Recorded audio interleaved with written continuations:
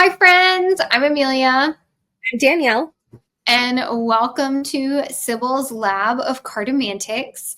Today, we are going to be starting a new series. This is going to be a three-part series that will release every other week for the next month and a half or so, called the tarot, I don't know, tarot curriculum. So this is our Tarot 101. So these are our basics of beginner tarot, how Danielle and I would recommend that you start learning tarot if you are new. But if you're not new, I think this video also could be for you, because sometimes it's good to go back to the basics and remind ourselves of kind of the building blocks of tarot. Yeah, Danielle, do you want to line out our kind of basic structure? Yes. So Amelia and I are both professional teachers. We have built a syllabus or 19 or 25 or 37. So the very first step of building a syllabus and of receiving a syllabus, if you've ever had one, I'm sure you have, is a list of learning objectives. So we each have 3 learning objectives that we think you should bring to your Tarot 101 practice. They're different. We have not shared them. This will be very exciting for each of us as well. So we wanted to keep things direct and simple. Each of us chose the 3 specific things we think that you should direct your focus and attention to. We can maybe consider this a war, or maybe you can take all 6 of these objectives and let them direct your practice. But we'll share the decks and practices and books that we associate with each of those objectives and keep it kind of simple. So why don't you launch us off with your first learning objective, Amelia, and then I can share mine. Well, do we want to talk a little bit about our teaching background a little Sure. first? Let's Qualifications, you got to have those. So I have a background in theater education, mostly with an integrated, an arts integration approach. So what I would do is I would use theater integrated into regular, like STEAM learning. So teaching math and science with a theater approach, as well as other sort of social, emotional, and motor skills. So I worked a lot with students who were on the spectrum. So we would do a lot of use theater as a way to teach those social emotional skills as well as motor skills, fine and gross motor.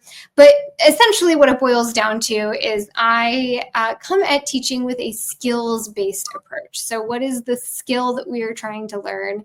And then how can we use different modalities to learn that skill? But what about you, Danielle? I am I can call myself retired. I'm a former tenured literature professor. And so I have done a lot of university and college level teaching of literature and film. I focus my learning objectives in a college classroom on story-based learning. So understanding the architecture of a story and how we can take that apart by archetypes and action and explore story and what it tells us, what kind of truth and knowledge it conveys beyond the sort of empirical. What do we learn about life and the way the world works on the basis of like taking a bunch of characters and throwing them together and making it a pretty film or beautiful language. I think that both of us understand ourselves as teachers of story, and we find tarot, and this will probably emerge in our learning objectives, to be an extremely narrative modality. Like, these are not just isolated pictures, take a picture. These are like pieces of language that come together to form something. So with that in mind, what is your first learning objective? Okay, so my first learning objective is to develop an understanding. Sorry, and I'm looking at my notes over here so that I stay on topic. But my first learning objective is to develop an understanding of basic symbols, and being able to identify those symbols in imagery. So essentially, like describing what you see. Like, look at an image, what do you see there? And being able to pick out symbols from that. And the symbols specifically that I recommend starting with learning are number, suit, color, and other just simple, like recognizable universal images. So like a bird, a star, like things like that. Are we doing decks and books, or are we just doing objectives? Decks and books. What deck and book, if both, do you associate with that learning objective? Okay, so book and deck that I associate with this learning objective are going to be Yoav Ben Dove's, I don't think it's called Tarot the Open Reading anymore. It's Tarot. I have it somewhere up there, but you search his name and it's in it. I think the cover of the book is the same, isn't it? I think it's different, but I will link it below. But it's the book by Yoav Ben Dov. It's the exact same as this one. This is just the old version that was printed before his passing. And so I really recommend working through this book. He walks you through and symbol and imagery and how these kind of work together. And the deck that I actually recommend working with, and I'm about to show you all the deck that I learned to read Tarot de Marseille with specifically, is the CBD Tarot. So that's the Convert Ben Dove Tarot de Marseille. You can get this deck either in printed form on a regular, I think it's published by US Games. Of course, we'll have it linked below. Or, and I will also have this linked below, he has it available for free, or at least his estate has it available for free on his website in a PDF format that you can print out. And this is the deck that I learned to read Tarot de Marseille with. I printed these out on regular computer paper, backed it with watercolor paper, waxed it back and front. What? I didn't know you did all this. Yes. This is how I learned to read Tarot de Marseille, was on this deck. It is a completely impractical, unusable deck, but I made it work, and I loved it. I loved reading with this deck. I actually marked these with a red marker in the corners so I would know top and bottom of the deck. The reason I actually recommend while you're learning is to print out your own deck is it's the same reason for like trimming a deck. You get a really direct experience with each of the cards as you're trimming it out.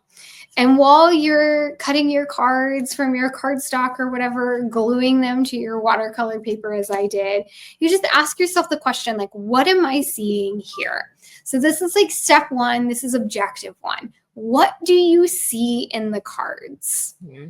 And we're not going to think about and what does it all mean together? But what do you see in the cards? What is a woman holding a stick? What colors do you see here? And begin to start building some really simple, basic associations with those simple things. So a stick, a horse, a cup, these sorts of things. Can you give us an example of associations you have, for example, for the color yellow? What kinds of things do you envision? So the color yellow, and here's what I recommend doing with this objective, is so there are three kind of things that I really recommend: suits, numbers, and colors. And I recommend starting from a personal space. So go through all of what does a cup mean? What does a coin mean? What is that sort of stuff before you kind of get into what everybody else says about it. But so the color yellow, think about what's yellow. Sunshine is yellow. So warmth. I think about lemons. I think that is a summery, warm, kind of crisp and bright feeling. I think about light, right? Because we've got that light from the sun. I also think about gold and riches. That is also an association for the color yellow. And that's kind of what I mean. And just start there. Just start building really basic, personalized associations with symbols that you see in the cards. The reason I recommend a TDM, a Tarot de Marseille, or TDM for this work, is because it pairs the tarot back to symbols, and that's it.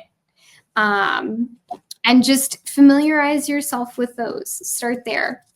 And that's my first objective. That's all I have to say.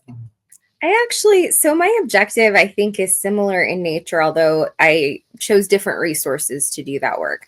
I started in earnest with study. So I had decks and books kind of around, whatever. When I sat down and decided I really wanted to learn how to read the cards, I remember very deliberately deciding, do I want to start with Lenormand or do I want to start with tarot? Like, to sit down and actually do deep study and understanding. And for some reason, I chose Lenormand. I think probably because I was like 36 is easier than 78. But also, I think I knew without fully articulating it for myself that it simply made sense to understand the language of distilled symbol and how to work with them without throwing a bunch of symbols together. And like, so if I take out a dog, there's a dog in the Fool card, but there's a bunch of other stuff in the Fool card too. And Lenormand just asked me to choose it, to find the dog and list 10 words. Like, can I think of 10 words if I really sit with it? Like, what subjects, verbs, adjectives, adverbs can I associate with a symbol like a key, right?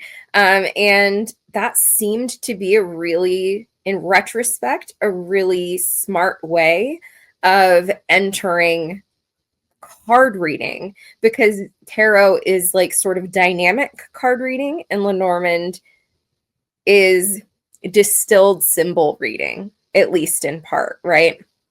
So for this, my first recommendation was going to be the Bluebird Lenormand. It is a mass market deck. It is so easy and inexpensive to grab, and it has little poems on it, which helped me learn. Like, I felt very clever when really like the little poem on the dog card is what was supporting my learning. So that's fun. But I decided to choose for this one Nellie's deck. This is Kelly Fitzgerald Truth and Stories deck.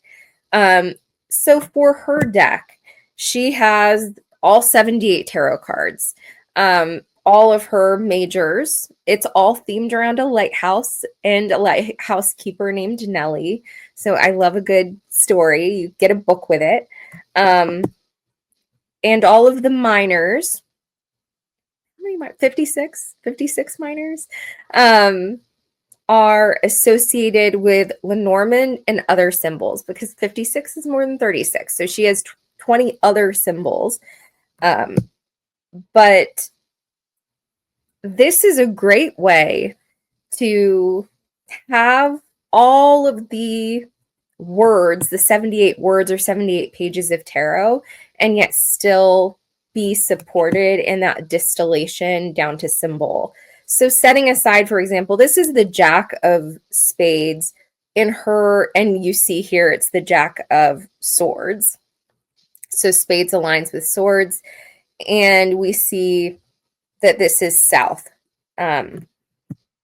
Sitting down and figuring out, okay, is south slow, fast, like south of the equator, kind of warm down there, right? Like, what are other associations that I have with that? What associations do I have with a Jack? Movement, a certain kind of youthfulness, enthusiasm. Birds. South is not a Lenormand card. Birds are a Lenormand symbol. Bear is the Lenormand symbol. So in any case, so is whip.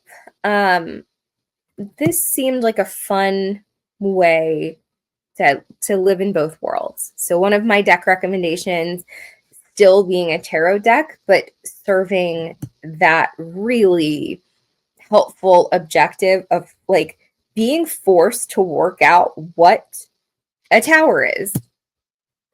Yeah. And I do love a good story. It's a fun book to read. Do you have a book that do you recommend the book that comes with it, or is there a different book that you recommend? So the book that comes with it, I do recommend reading the book that comes with it, like front to back as a story. It's just fun to know what the story is, like Nellie's journey from Scotland and the way that it connects to the development. The conceit is that she created this deck as a part of her journey and living in the lighthouse. It's pretty rad, right? Like, I love a good, like, conceit, origin story, whatever. So it's helpful for that. But the book I would recommend actually is The Essential Lenormand by Raina George. This book is annotated so much in my nerdy mind, but look at that cloud page. Like, she does such a thorough job of explaining in an interesting way what cloud can mean in Lenormand as a distilled symbol. And she also, what I think is really great about her book, she has great exercises for actually reading the cards. But this book is great if you decide not to snag Nellie's deck, which is an indie deck and can be sort of more difficult to get a hold of than the Bluebird Lenormand or any other number of mass market Lenormand decks. So I think that is a great resource, in as much as it was my resource, and I think I'm great. But it's a really great way to start with card reading symbols. And I think, harkens to the spirit of what you're saying. It's just really good to start with simple symbols. It's forcing you to do very simple symbolical work, like symbolic work.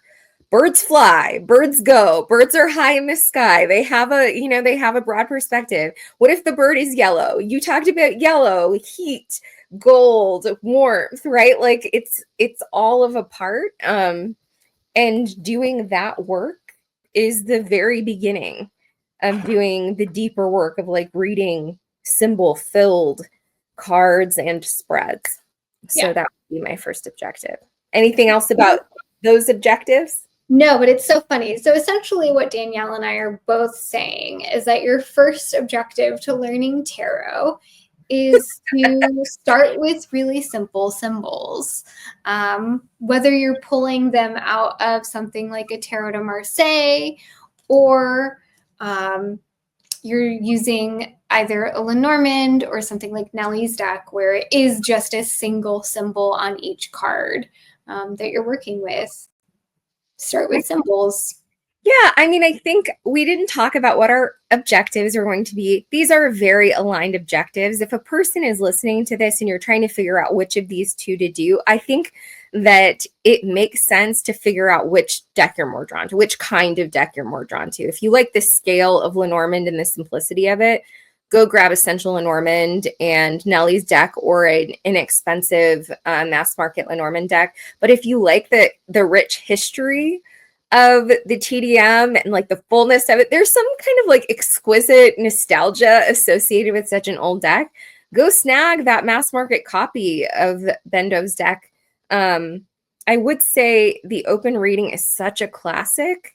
I chose a book that is helping you get to the very basics of how to work with the symbol cloud and how to put cloud and dog in a sentence. She has a very oracular based way of teaching reading. I think your book recommendation is valuable far beyond this objective. Like, it does all kinds of work. It goes in really deep and heavy. One thing I'll say when you're reading Ben Dove is, at least if you're first starting out, I do recommend Ben Dove's book as a beginner book. I really do. And if you're first starting out, what I would like you, or what I encourage you to pay attention to is he really shows his work of how he got to meaning from symbol. So he started with colors and numbers and, basic imagery. And then he shows you how he goes from there to the meaning of a card. And like that is the work that I encourage you to look at and observe. Don't worry if you can't do that yet, but just seeing somebody doing that in action will teach your brain how to even begin to start thinking about visual language in that kind of a way. Okay. Objective 2. My second objective is we're progressive learners here, right? We're building.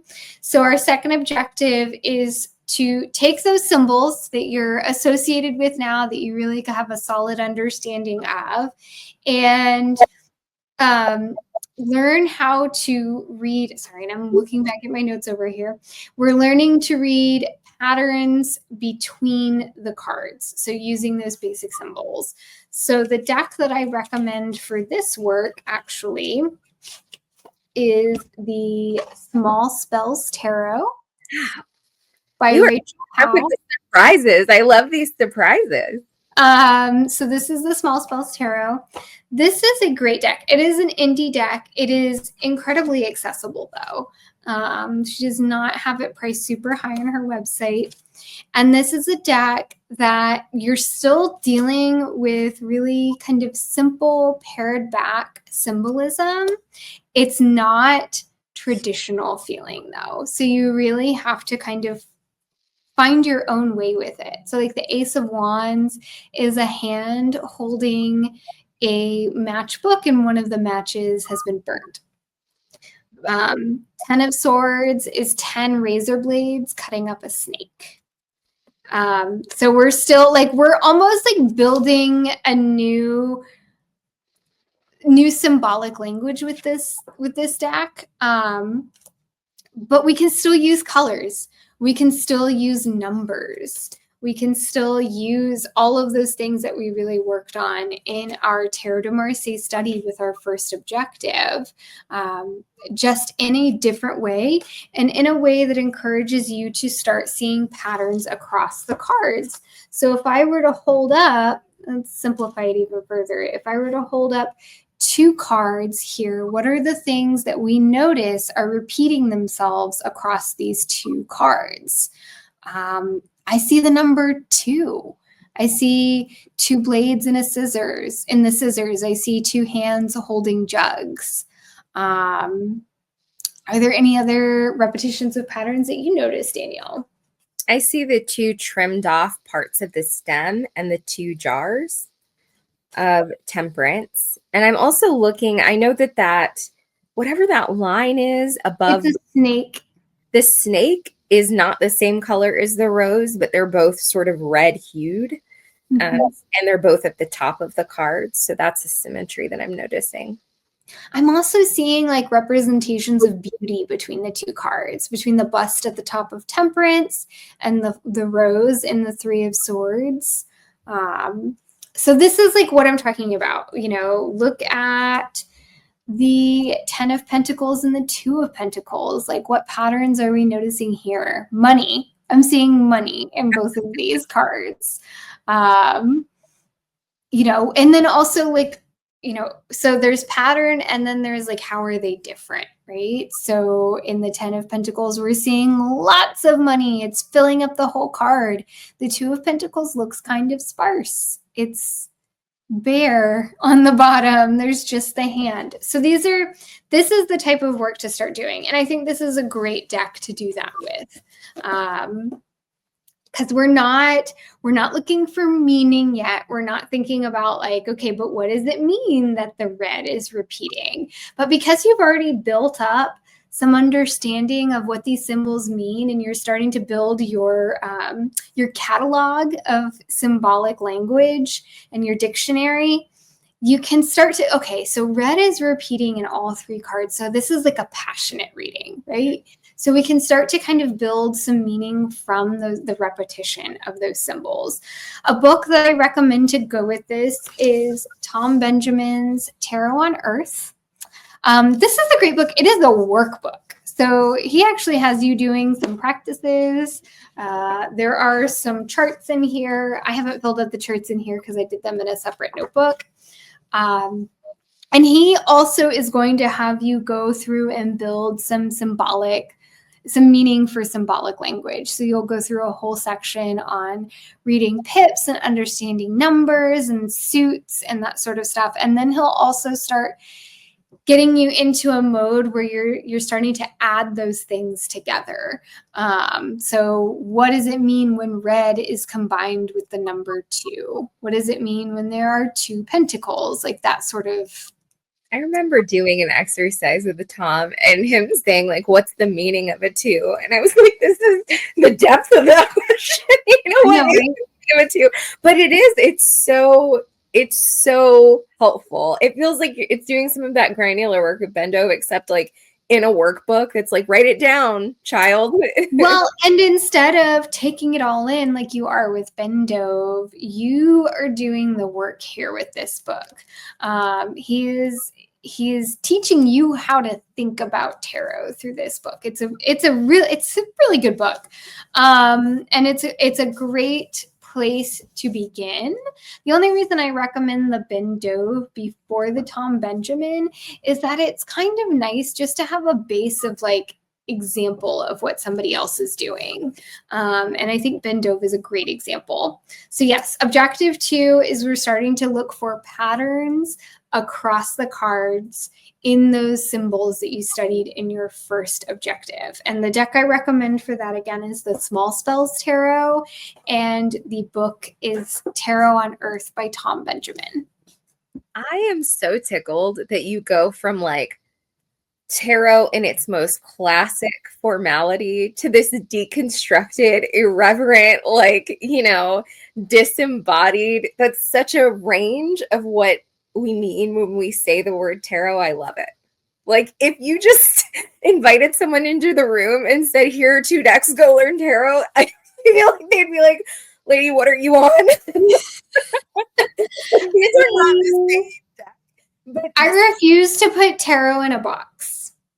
It's kind of amazing. Like, we're talking about an art form and a language that has both room for Tarot de Marseille and room for Small Spells Tarot. That's wild. All right, that's kind of metaphysical. I'll go with my recommendation. Here's the thing. I sort of loathe the insistence on starting with the Rider-Waite-Smith and the supremacy of the Rider-Waite-Smith as the easy tarot, or not simple, but like, this is the place to start, and scenic tarot is the way to learn tarot. I have a deep resistance to that. I don't know why. I think maybe because most people say that, and I'm like, well, that can't be true. Like, I reject whatever, conventional wisdom is. The fact of the matter is that most of the videos you find about early tarot are going to be about the Rider-Waite-Smith deck. And most of the books you find that are for beginner tarot are going to be about the Rider-Waite-Smith deck. So I think it's really helpful to gain confidence and fluency with the most basic depiction of those archetypes. The 6 of Wands, as it's depicted in the Rider-Waite-Smith, is not the 6 of Wands meaning across tarot. Small Spells is going to do something more wild and different and nuanced than that. Tarot de Marseille is on a journey with the meaning of 6, like the color black and whatever. But it just so happens that when you say the 6 of Wands, that one card in a room full of 10 tarot people, 8 of them at least are going to have this immediate association. So with that in mind, all that caveat, I decided rather than the classic Rider-Waite-Smith to go with a new mass market deck. This is called the Alcento Tarot. It's by a man named Michael Auger. It's Auger. But he's very clear in the book that it's pronounced Auger. I trimmed off the very bottom. So on this card, it would say the Tower. There were not otherwise edges. I just trimmed the bottom off. The purple are the majors. Green are discs. They're called discs in this deck. Here's the moon. Here's the thing. I gained confidence with the archetypes of the Rider-Waite-Smith using the Llewellyn Tarot and trimming all of the titles off of it. So I had to be able to recognize this was the 9 of Wands. Like, I had to gain fluency with, this is what a 9 of Wands looks like in the classic Rider-Waite-Smith sense.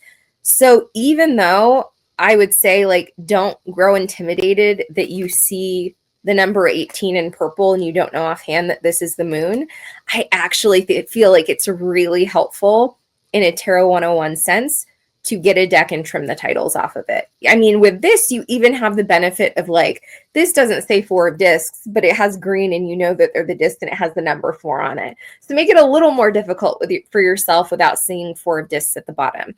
This retains the classic spirit of the Rider-Waite-Smith. So this is not exactly what that card looks like, but it is very much based on a kind of fundamental, foundational. This is absolutely hearkening to 7 of Cups in the Rider-Waite-Smith. This is what the Eight of Cups, the Eight of Cups is a person stacking some cups and taking off.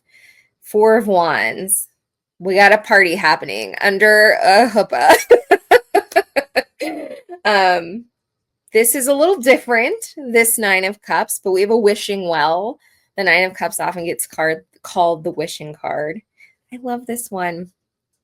So my family is from Tobago, and the plantation was kind of dark. I won't get into like the history of plantations, but I know some family who's still there who talks about memories of dancing cocoa, like the plantation growing cocoa and dancing the cocoa. And so every time I see them dancing in the grapes to make wine, I'm like, there's something nostalgic about that. Not in a dark way. Yeah. So this is as much as you're going to get me to force someone insist on becoming fluent in the Rider-Waite-Smith archetypes. There is no shame in the Rider-Waite-Smith people. I am not saying that. I am, however, saying that the deep insistence that that is the way to learn, I don't think that's necessarily true. I think you'll notice that neither Danielle and I have yet mentioned like go get a book of meanings. I have my thoughts about that, and I'd be curious to hear yours too. But I think ultimately what it does is it tends to box tarot in right away for a person, and it becomes harder to invite elasticity in to your tarot reading the more rigid you start out with it. So it seems like we are both kind of encouraging people to start with an open approach to, not to quote Ben Dove in his open reading, but an open approach to working with tarot that allows for a wealth of meaning and association to kind of bubble up through the cards. Do I speak for both of us when I say that? No. So this is the book I recommend for this category of Rider-Waite-Smith. Kim Huggins is very known for her actual book called Tarot 101. She also wrote The Complete Guide to the Tarot Illuminati, which is itself a very Rider-Waite-Smith based deck. It happens to have meanings in here, but this is not why I recommend it. There's something lovely about the comprehensiveness of the description. So we start the Eight of Swords here, and we go through 1, 2, 3, 4, 4.5 pages on just the Eight of Swords. But here's what I really love about this deck. At the beginning of each card, so here we have our Eight of Swords, right? This is a very classic representation of the Eight of Swords you'll find in the average Rider-Waite-Smith deck. The beginning of each card in italics, after a title for that card that is representative of the kind of spirit of the card, there is a first person address to you from the perspective of the card. So let the Eight of Swords speak to you. And Kim Huggins has titled this card The Prison of the Mind. Get ready for like a partially dramatic reading, not really. Have you come to rescue me? Did you hear me crying out for help? In the darkest recesses of your mind, there is always a glimmer of something that is begging to be set free. There is always an idea that is restricted and oppressed. How it got there, you might not know, but then again, you might. And it goes on and on and on. And I'm like, preach. I want to sit here, like the idea. I love the notion of card speaking to you. Like, we are both suggesting that there's something meaningful about conversation, and tarot is language and all that stuff. And I like the way that this book really is like, let me tell you exactly what the Eight of Swords is saying to you in this deeply dramatic voice. It does that better than other books that I've seen try that. And I also love the degree of comprehensiveness. So the descriptions of the cards will explain, like, you tend to see a rope. Here's what we might think about that rope. And the deep revelation of the Eight of Swords. But you don't have to do all that. I think if you get the book, it's helpful to just read those one paragraph dramatic monologues from the perspectives of the cards. It's a way of, I think, injecting a deeper connection to the movement and spirit of the card than the kind of like Rider-Waite-Smith and scenic tarot is the thing. You know, like great, scenes are great, but what's really happening here? There's movement and action. So what are they saying? What are they doing? I love that. It's a lot of babble. But all right, what's your third objective? Okay, so my third and final objective, and one like kind of caveat I want to put here before we move into this, is that like so far I've encouraged you to work with like basic symbols and to kind of like find your own way through them. And the reason I encourage you to find your own way through them is because I know a lot of people start out reading tarot and they go, but I want to get it right. And like the thing about tarot is that it's my belief. I've been reading tarot for over 15 years. There is no right way to do tarot. It's just reading tarot. And so kind of like letting yourself not be right and not go have someone kind of feed the information to you from the get-go. I think it'll make you a stronger reader in the end. It might be the longer way around. It might be the more challenging way, but I do think ultimately it will make you a stronger reader. I wasted like 5 years of reading tarot before I really started. Ben Dove's book actually was a complete left turn for me. I talked about this before. And I looked back and I was like, I don't know what I was doing putzing around with a book of RWS meanings or Rider-Waite-Smith meanings and not knowing really how to read tarot. Like, don't do what I did and just start there from the beginning. That's all I'm saying. Okay, so my final deck is going to be a more scenic deck. So I've given you some really like sparse symbolic decks. And you can like choose your own adventure here. The one I happen to have is the Greenwich Tarot. So what I recommend for this final deck that you're choosing for your third objective, which I'll tell you that in just a moment, is to pick a deck that speaks to you, that has a clear world that it's built in. And it has a clear, its storytelling is really clear about what it's trying to do. For you, it might be the Greenwich Tarot. It might be, the Forest of Enchantment. It might be the Darkwood Tarot. It might be a Ciro Marchetti deck. Whatever it is, pick a deck that builds a world and that is really clear about the story that it's telling. And you'll know when you see it, because you won't look at a picture and be confused about why a man is sitting at a table with a cup looking happy. You'll be able to like describe to yourself what's going on in these images. My third objective then is, having said all that, is to start to weave stories from these patterns and imagery and symbols that you are recognizing.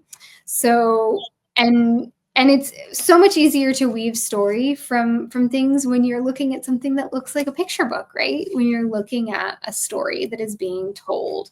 But what we're doing then is we're taking our practice from objective 2 and objective 1 of understanding symbols, and recognizing and seeing patterns. So we're using our like visual perception here, and we're starting to tell a story. So we've got like long things and long things here. I mean, really, it doesn't have to be any more complicated than that, right?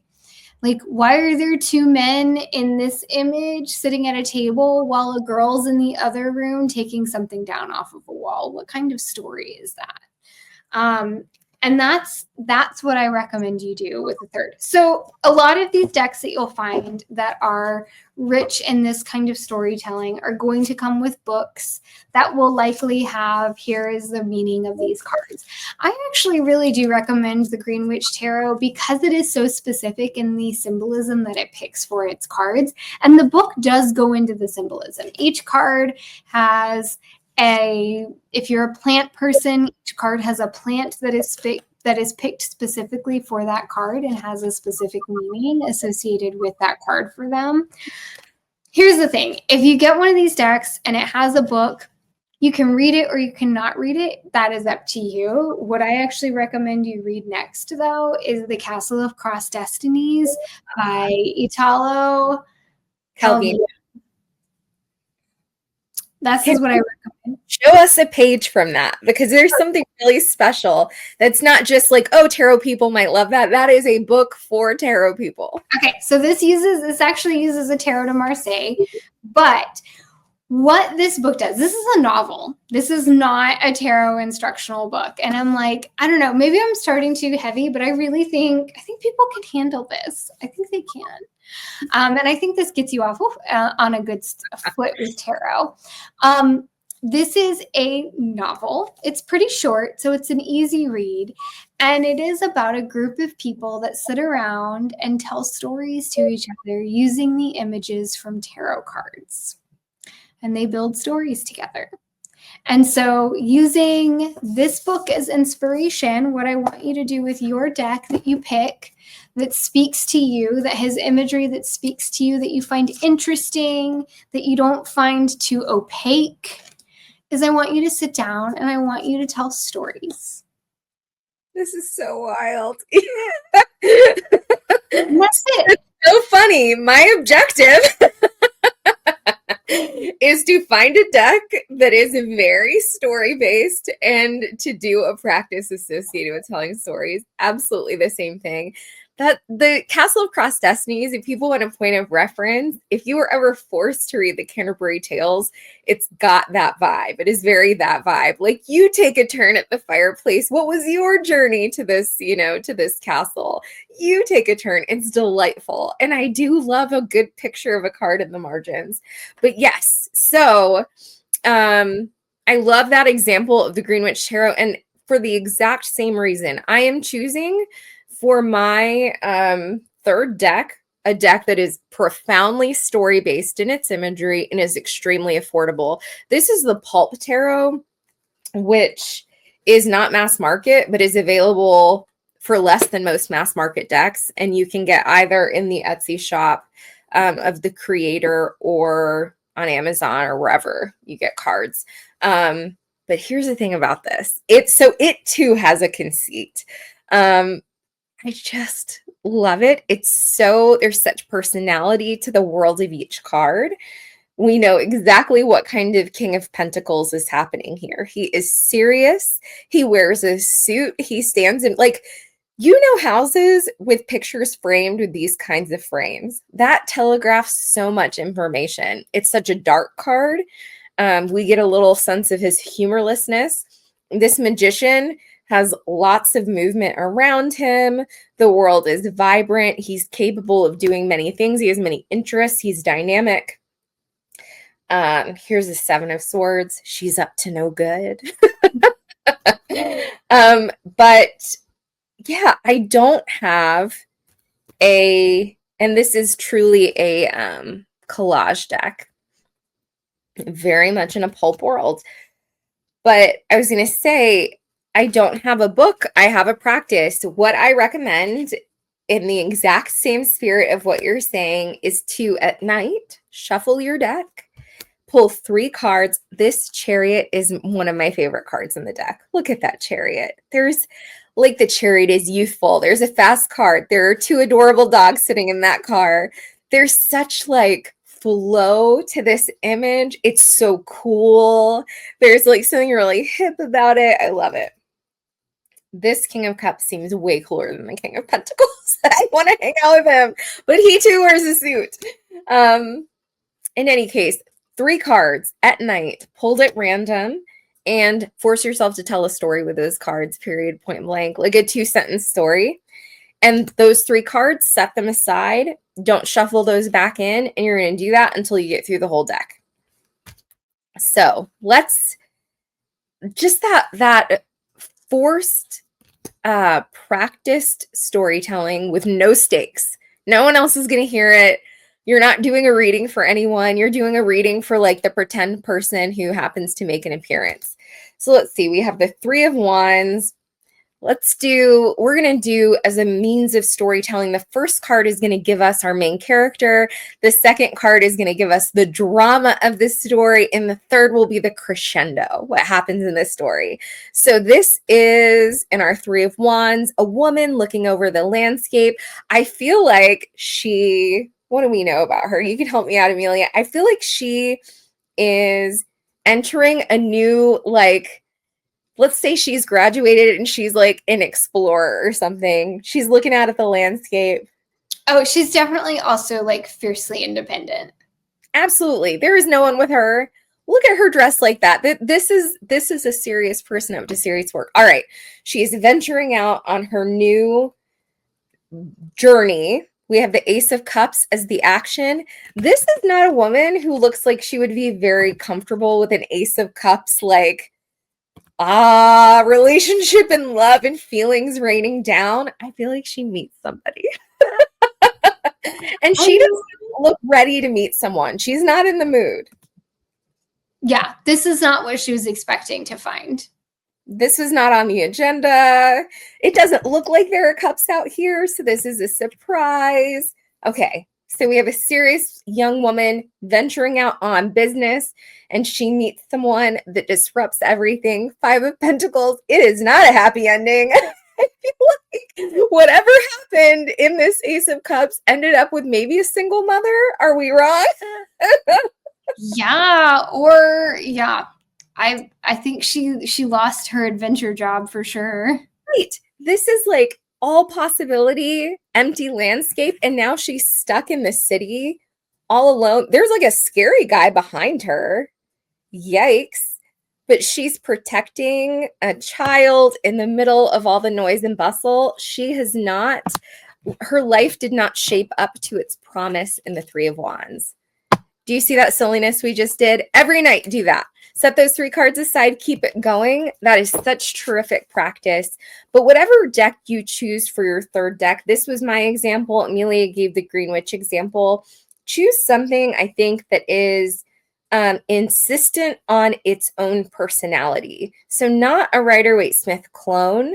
This is absolutely Rider-Waite-Smith grounded. It is that tradition, as is Green Witch, but it is more invested, I think, in its own energy and worldview. And that's what's important. And I think what facilitates the storytelling. Plus, this is such a great price. And yours is a great price too. Yeah, I mean, I just recommend like browse around and find something that like when you look at you get excited. Like pick a deck that when you look at you're like, I want to be in that world. I want to go visit, because you're going to spend some time telling stories from that world. So it's got to be something that gets you excited. Yeah, so that's our like really simple Tarot 101. This is like before you're starting to get too complicated with tarot. Give us your rundown. Remind us of your three decks and your books. Okay, so my three decks and objectives are, so the first objective is to develop an understanding of basic symbols, such as number, suit, color, all those, simple imagery. And I recommend a Tarot de Marseille. I like the CBD Tarot de Marseille, which you can either print out yourself or buy through US Games, along with Yoav Ben Dove's, I think it's the Tarot Revealed or something like that book.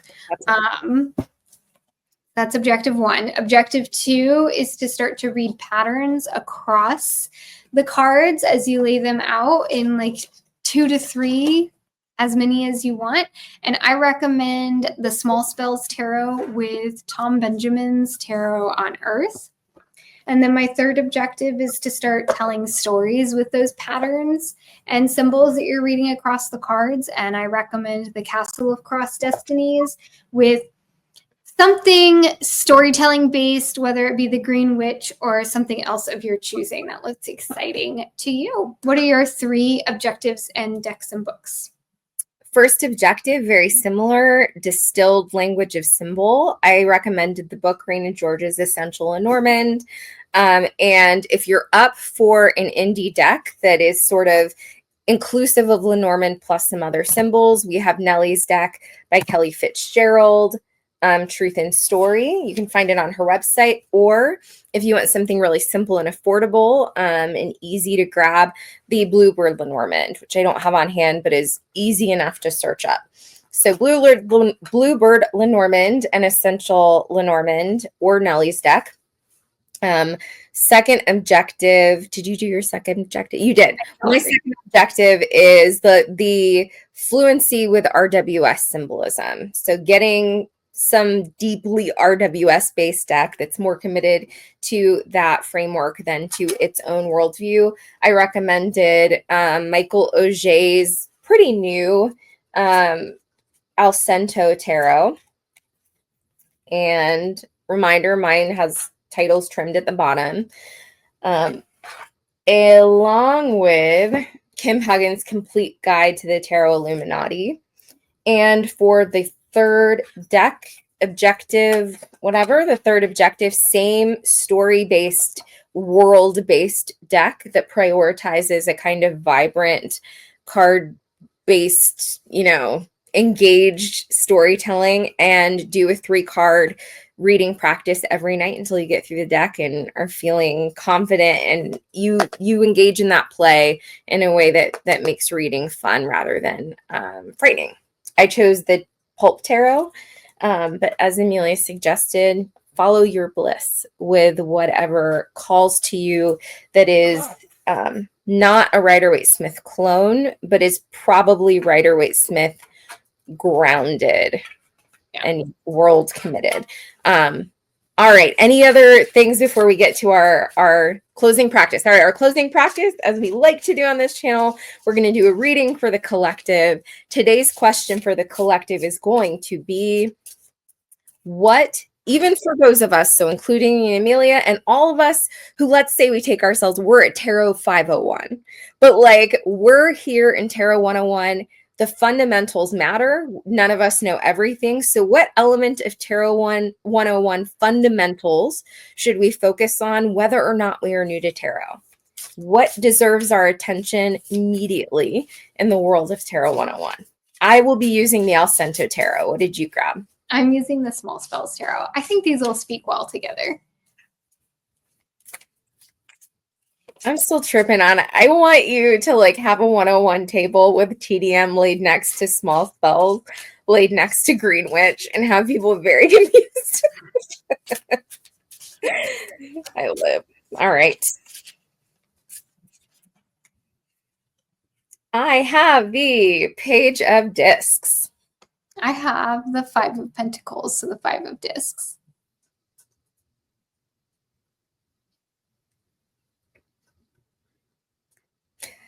Okay, what do I see in my card? Since we're talking about the language of symbol in the world of the card, there is a Hoppy Bunny energy. She is, our main figure, is carrying a satchel, holding a wand, standing in field. She's very grounded in the earth. She is setting out, she is appreciating the big wide world, and she's surrounded by a vibrant, moving, growing life around her. What's happening in our 5 of Pentacles? All right, so we've got a little mouse here with his cheese.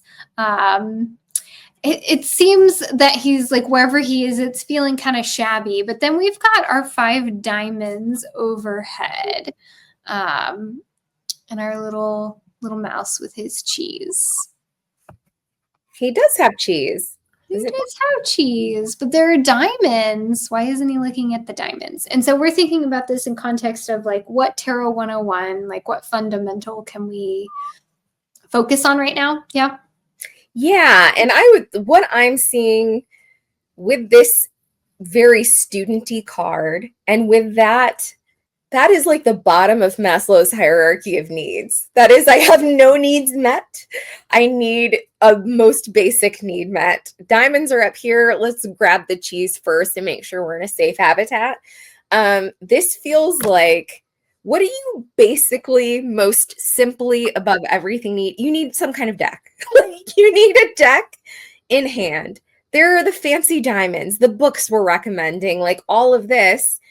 But at its most basic place, put a deck in your hand and shuffle it and spread some cards on a table, not to read necessarily right away, but see them speak to each other, marvel at how pretty it is. She's not doing a lot of analysis of her environment. She's appreciating the beauty of the living world around her.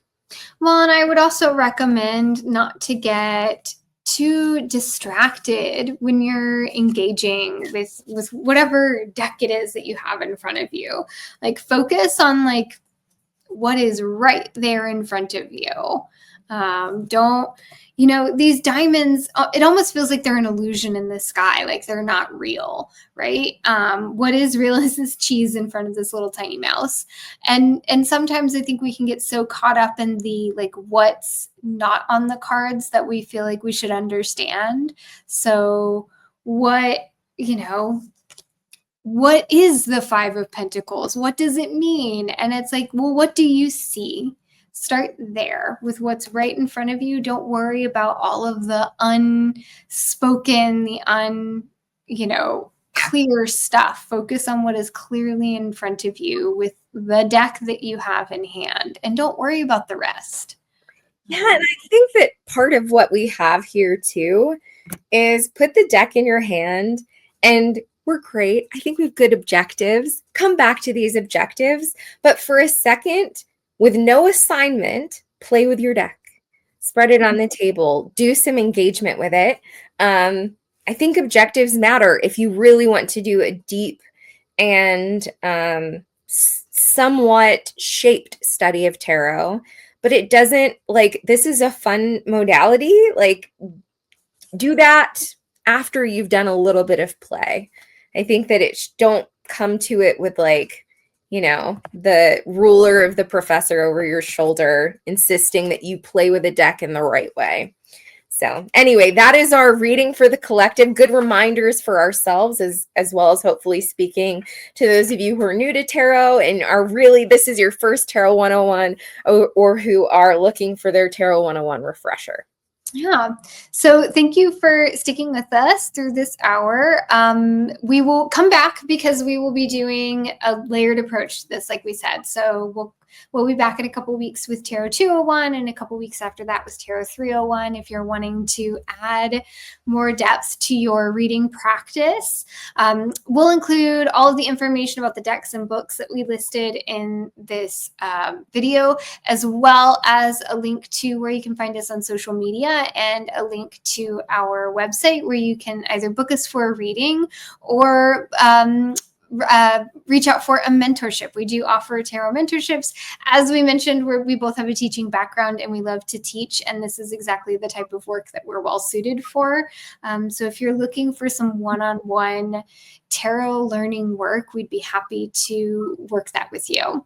Until next time, friends, though, we will see you in the lab. Hi, everyone.